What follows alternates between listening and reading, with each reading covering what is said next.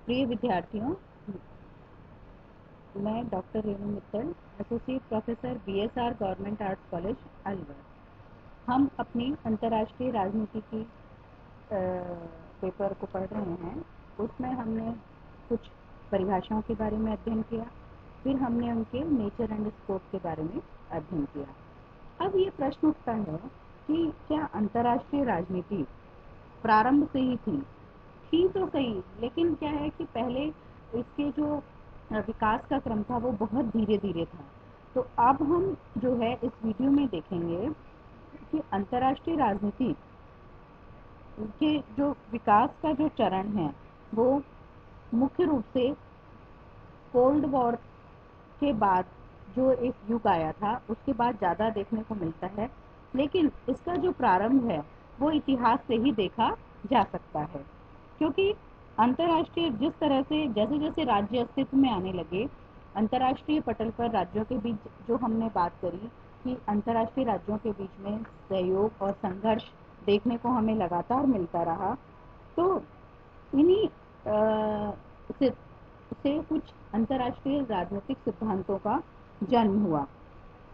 अंतर्राष्ट्रीय राजनीति को हम कुछ युगों में बांट सकते हैं, जैसे कि केनेथ थॉमसन ने सन 1962 के रिव्यू ऑफ पॉलिटिक्स में प्रकाशित अपने लेख में अंतर्राष्ट्रीय राजनीति के इतिहास को 4 भागों में बांटा है, जिसके आधार पर इसका हम विशेष रूप से सुस्पष्ट रूप से अध्ययन कर सकते हैं। विकास के इन 4 चरणों में शीत युद्धोत्तर युग के 5वें चरण को भी शामिल किया जा सकता है, और इनको हम क्रमबद्ध रूप से इस तरह से बता सकते हैं आपको, जैसे कूटनीतिक इतिहास का प्रभुत्व वो माना जा सकता है प्रारंभ से और 1919 तक, 1919 तक। दूसरी बात आती है हमारी सामयिक घटनाओं या समस्याओं का अध्ययन, वो माना जा सकता है 1919 से 1939 तक, 1919 से 1939 तक। तीसरा आता है राजनीतिक सुधारवाद का युग, इसको हम कहते हैं 1939 से 45 तक का युग। नेक्स्ट आता है हमारा सैद्धांतिकरण के प्रति आग्रह का युग, 1945 से 1991 तक का युग। फिर आता है हमारा वैश्वीकरण व गैर सिद्धांतिकरण का युग, 1991 से और मतलब वर्तमान तक हम इसकी चर्चा कर सकते हैं। तो इस तरह से हम इसको कुछ एरा में हमने इसको बांट दिया है, कुछ युगों में हमने इसको अंतर्राष्ट्रीय राजनीति के विकास क्रम को बांट दिया है। सबसे पहले जो हमारा विकास क्रम है वो है कूटनीतिक इतिहास का प्रभुत्व प्रारंभ से 1919 तक। प्रथम विश्व युद्ध से पूर्व इतिहास, कानून, राजनीति शास्त्र, दर्शन शास्त्र आदि के विद्वान ही अंतर्राष्ट्रीय राजनीति के अलग अलग पहलुओं पर विचार करते थे। मुख्य रूप से इतिहासकार ही इसका अध्ययन राजनीतिक इतिहास तथा अन्य देशों के साथ संबंधों के इतिहास के रूप में करते थे। कूटनीतिज्ञों और विदेश मंत्रियों द्वारा जो कार्यों का लेखा जोखा रखा जाता था, इसीलिए इसे कूटनीतिक इतिहास की संज्ञा भी दी जाती रही है। लेकिन E.H. कार के अनुसार प्रथम विश्व युद्ध से पूर्व युद्ध का संबंध केवल सैनिकों तक ही समझा जाता था, और इसी के समकक्ष अंतर्राष्ट्रीय राजनीति का जो संबंध था वो राजनयिकों तक ही समझा जाता था। इसके अलावा प्रजातांत्रिक देशों में भी परंपरागत रूप से विदेश नीति को दलगत राजनीति के रूप में देखा जाता था, और चुने हुए जो प्रतिनिधि होते थे या जो चुने हुए अंग होते थे वो अपने आप को विदेश मंत्रालय पर अंकुश रखने में असमर्थ महसूस करते थे। ये माना जाता था कि जो फॉरेन बॉडी है वो बिल्कुल डिफरेंट बॉडी है, जो नेशनल बॉडी जो काम करती है वो अलग बॉडी है। और इस उदासीनता के पीछे कुछ कारण बताए जाते हैं, जैसे कि युद्ध और राज्यों में जो गठबंधन है उसी प्रकार स्वाभाविक है जैसे गरीबी और बेरोजगारी में। अतः युद्ध, विदेश नीति एवं राज्यों के मध्य परस्पर संबंधों को रोक पाना मानवीय सामर्थ्य के बाहर माना जाता था। दूसरी बात यह है कि प्रथम विश्व युद्ध से पूर्व युद्ध इतने भयंकर नहीं होते थे, क्योंकि संचार साधनों के अभाव में अंतर्राष्ट्रीय राजनीति कुछ गिने चुने राज्यों तक ही सीमित रह गई थी। तो इसका जो सबसे बड़ी ड्रॉबैक क्या रहा इसमें कूटनीतिक इतिहास में, कि अंतर्राष्ट्रीय राजनीति में संचार साधनों का विकास बहुत कम रहा, और इसमें जो स्टडी की गई वो इतिहासकालीन की गई और उसमें डिस्क्रिप्टिव स्टडी की गई। तो इसलिए इसको 1919 की जो उपलब्धि माने वो हम सिर्फ इतनी मान सकते हैं इस युग की, कि वेल्स विश्वविद्यालय में अंतर्राष्ट्रीय राजनीति के अध्ययन की पीठ की स्थापना हो गई थी। तो ये इनकी एक मुख्य उपलब्धि मानी जा सकती है। दूसरा एरा जो हमारा शुरू होता है, युग शुरू होता है, वो होता है 1919 से 1939 तक, सामयिक घटनाओं समस्याओं का अध्ययन। दो विश्व युद्धों के बीच के काल में दो समानांतर धाराओं का विकास हुआ, जिनमें से प्रथम के अंतर्गत पूर्व ऐतिहासिकता के प्रति प्रभुत्व को छोड़कर सामाजिक घटनाओं, समसामयिक घटनाओं, समस्याओं पर अधिक बल दिया जाने लगा। और ऐतिहासिक अध्ययन को, जैसे आपने पढ़ा होगा कि ट्रेडिशनल मॉडर्न जो स्टडी की गई थी वो भी इसी तरह से थी कि पहले पूरी तरह से ट्रेडिशनल स्टडी की जाती थी, लेकिन धीरे धीरे क्या हुआ कि मॉडर्न स्टडी पर बल दिया जाने लगा। और इस वाले युग में क्या हुआ समसामयिक में, कि वर्तमान की घटनाओं पर बल दिया जाने लगा और राजनीतिक समस्याओं को जो है वो उनको पुराने से और नए में तोल करके देखा जाने लगा, कंपैरेटिव स्टडी पर बल दिया जाने लगा। लेकिन इसकी जो कमियां रही वो यही रही कि इसमें किसी भी तरह का यूनिवर्सल थ्योरी का निर्माण नहीं हो सका, और दूसरी बात है कि जो परिवर्तन भी देखने को, बहुत ज़्यादा परिवर्तन देखने को नहीं मिले। तीसरा युग आता है हमारे पास में राजनीतिक सुधारवाद का युग, वो आता है 1939 से 45 तक का युग। ये आपने देखा होगा ये दो विश्व युद्धों के बीच का काल रहा है, इसे सुधारवाद का युग कहा जाता है। क्यों?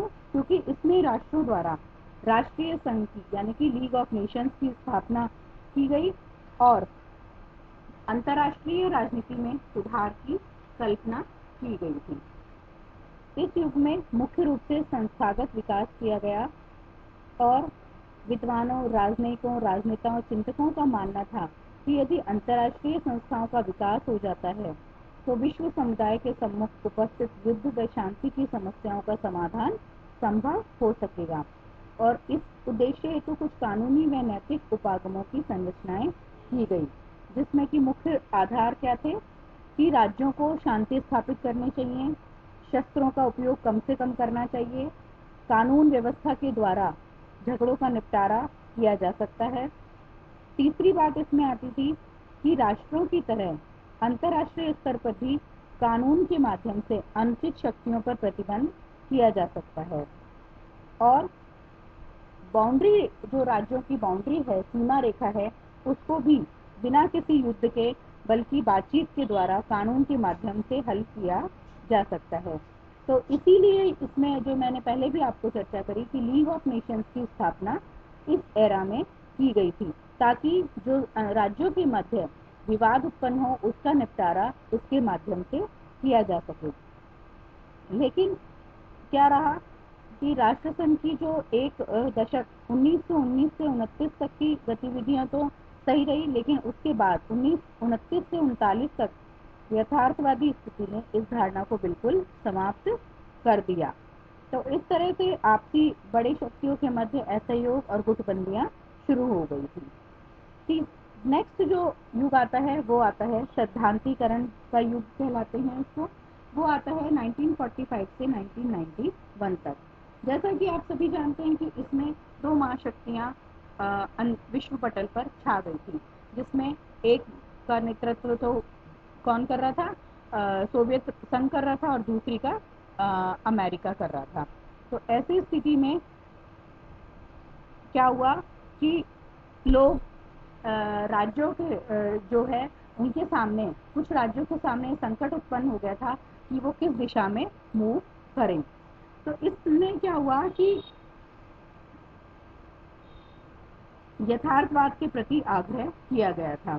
जैसे हंस जे मॉर्खेंटो ने यहाँ पे बताया कि राज्य आपस में शक्ति के लिए संघर्ष कर रहते हैं और अंतर्राष्ट्रीय राजनीति के मध्य शक्ति का संघर्ष ही अंतर्राष्ट्रीय राजनीति कहलाता है।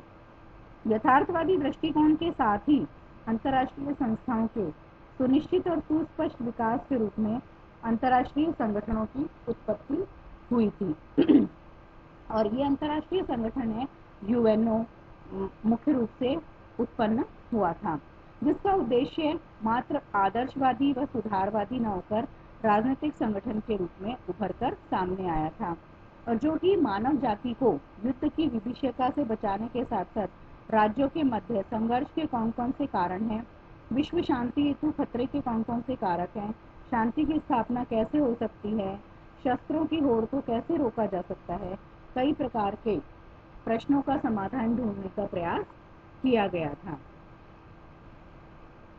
इस युग में व्यवहारवाद भी उत्पन्न हुआ और व्यवहारवादी जो व्यवस्था थी उसके दृष्टिकोण के माध्यम से एक सिस्टम थ्योरी भी अंतर्राष्ट्रीय राजनीति को समझने के लिए उस सिद्धांत का विकास भी किया गया था। सिस्टम थ्योरी के अंतर्गत राज्यों के अध्ययन हेतु 3 प्रमुख कारकों पर बल दिया गया कि इसमें मुख्य रूप से कौन कौन से हैं कि विभिन्न देशों की विदेश नीतियों को प्रभावित करने वाले कारकों का अध्ययन किया जाएगा, विदेश नीति संचालन की पद्धतियों का अध्ययन किया जाएगा, अंतर्राष्ट्रीय विवादों और समस्याओं के समाधान के उपायों का अध्ययन इसके माध्यम से किया जाएगा। और इसका जो मुख्य उद्देश्य है वो सिद्धांतीकरण, मतलब ये थ्योरी चाहे व्यवहारवादी हो, चाहे व्यवस्थावादी हो, चाहे मॉर्गेंसो का सिद्धांत हो, यथार्थवादी की सिद्धांत हो, इसे इसलिए सिद्धांतवादी युग कहा जाता है। और इसमें अनेक जो सिद्धांत हुए, मैंने कुछ सिद्धांतों जैसे फिर इसमें और भी सिद्धांतों का जन्म हुआ, संचार सिद्धांत है, क्रीड़ा सिद्धांत है, विश्व व्यवस्था प्रतिमान। तो ये सब जो सिद्धांत हैं वो हम आगे चलकर पढ़ेंगे कि कौन कौन से सिद्धांतों का जन्म अंतर्राष्ट्रीय राजनीति के सैद्धांतिक परिप्रेक्ष्य में किया गया था।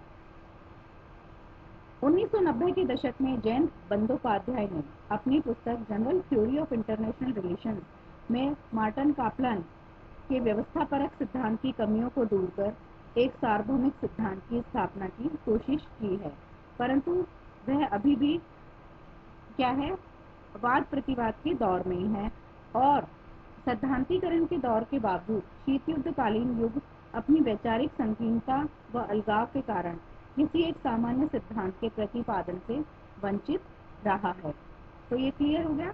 अब नेक्स्ट जो लास्ट पॉइंट आता है वो आता है हमारे पास में वैश्वीकरण व गैर सिद्धांतीकरण का युग, यानी कि आफ्टर शीत युद्ध क्या हुआ कि वैश्वीकरण का युग प्रारंभ हो गया 1991 में।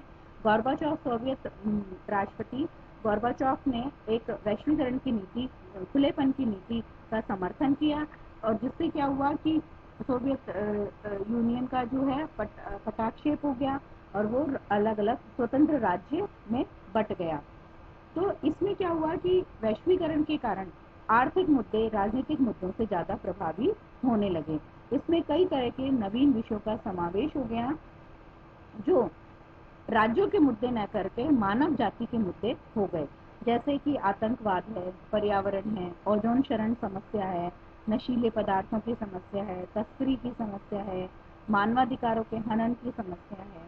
ये सब जो इश्यूज थे वो राष्ट्रीय स्तर और क्षेत्रीय स्तर की बजाय अंतर्राष्ट्रीय स्तर पर इनका हल निकालना आवश्यक हो गया। क्यों? क्योंकि ये हर राज्य की समस्या हो गई थी, इसीलिए ये आवश्यक महसूस की जाने लगी कि इनका कुछ न कुछ हल निकाला जाए। तो इस तरह से क्या हुआ कि एक अंतर्राष्ट्रीय राजनीति में क्या खुलेपन का विचार आया, जहाँ सिद्धांतिक युग में सिद्धांत की बात की गई, प्रैक्टिकल बात कुछ भी नहीं की गई। वहीं धीरे धीरे इस सिद्धांत के माध्यम से हम अभी भी देखते हैं कि अंतर्राष्ट्रीय राजनीति में राजनीतिक मुद्दों की अपेक्षा आजकल समसामयिक मुद्दे, जिसमें आर्थिक है, सांस्कृतिक है, सामाजिक है, उपनिवेशकालीन मुद्दे हैं, मानवाधिकार संबंधी हैं, पर्यावरण संबंधी हैं, और अब एक जो नई समस्या जिससे हम सभी जूझ रहे हैं वो है कोरोना इफेक्ट है, हम पैंडेमिक की समस्या से गुजर रहे हैं। तो ये सारी जो समस्याएं हैं ये हमें अब फेस करनी है और ये जो समस्याएं ये अब आगे आगे ये पता चल रहा है कि वैक्सीनेशन का जो समस्या आ रही है कि वैक्सीन ऐप क्या है, तो ये जो है हम इसमें अंतर्राष्ट्रीय राजनीति के बारे में, ये सब उसको प्रभावित करती हैं। धन्यवाद।